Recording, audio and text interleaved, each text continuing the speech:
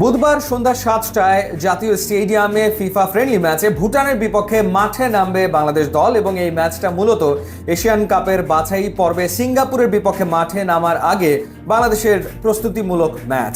ভুটানের বিপক্ষে স্বাভাবিকভাবে ডেফিনেটলি এগিয়ে থাকবে বাংলাদেশ, যদিও গত বছর কিন্তু এই ভুটানের বিপক্ষে বাংলাদেশ দুইটা ফিফা ফ্রেন্ডলি ম্যাচ খেলেছিল এবং একটা ম্যাচ হেরে গিয়েছিল, একটা জিতেছিল। যে ম্যাচটা জিতেছিল সেটা 1-0 গোলে মোরসালিন গোল করেছিল এবং যে ম্যাচটা বাংলাদেশ ভুটানের বিপক্ষে হারে সেই ম্যাচটাও হেরেছিল 1-0 গোলে। কিন্তু সেই বাংলাদেশ আর বর্তমানে বাংলাদেশ তো এক না।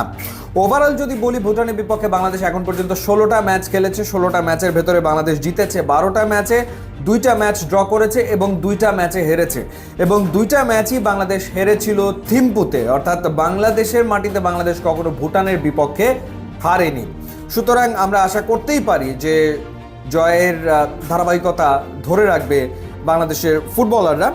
এবং র্যাঙ্কিংয়ের দিকে তাকালে কিন্তু আবার ভুটান বাংলাদেশের থেকে এক ধাপ এগিয়ে থাকা দল। ভুটান আছে 182 নম্বরে, কিন্তু বাংলাদেশ আছে 183 নম্বরে।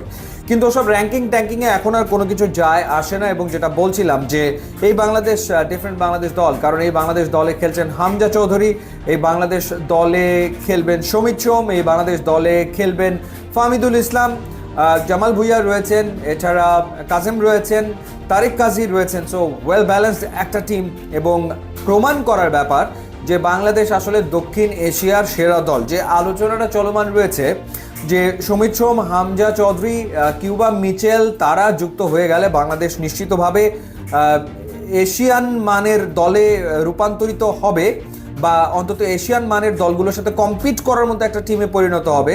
তো সেই ক্ষেত্রে ভুটানের বিপক্ষে তো আধিপত্য বিস্তার করেই ফুটবলটা বাংলাদেশকে আসলে খেলতে হবে, এ ব্যাপারে তো আর কোনো সন্দেহ আসলে নাই।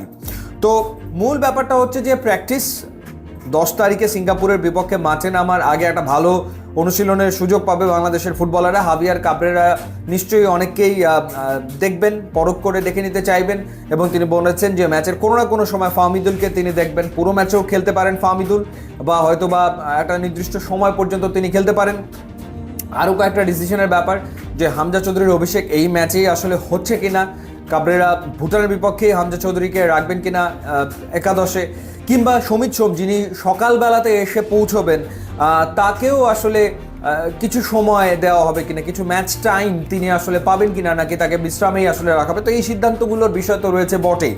তো যাই হোক, বহুদিন পর জাতীয় স্টেডিয়ামে ফুটবল ম্যাচ, ফুটবল প্রেমীদের ভেতরে এই ম্যাচ নিয়ে তুমুল উন্মাদনা কাজ করছে। সো বাংলাদেশ ডেফিনেটলি আমার মনে হয় যে ভালো ফুটবল খেলবে এবং প্রমাণ করার সময় এসে গেছে যে বাংলাদেশ আসলে দক্ষিণ এশিয়ার সেরা দল কিনা। কাগজে কলমে তো সেরা দল, কিন্তু মাঠে এখন আসলে প্রমাণ করতে হবে, এবং সেটা এই 2 ম্যাচে, ভুটানের বিপক্ষে এবং 10 তারিখ সিঙ্গাপুরের বিপক্ষে। সো দেখাই যাক বাংলাদেশের ফুটবলাররা কেমন পারফর্ম করেন। ইউটিউব এবং ইনস্টাগ্রাম লিঙ্ক দেওয়া আছে, আপনারা যোগ দিলে খুবই খুশি হব। And thanks.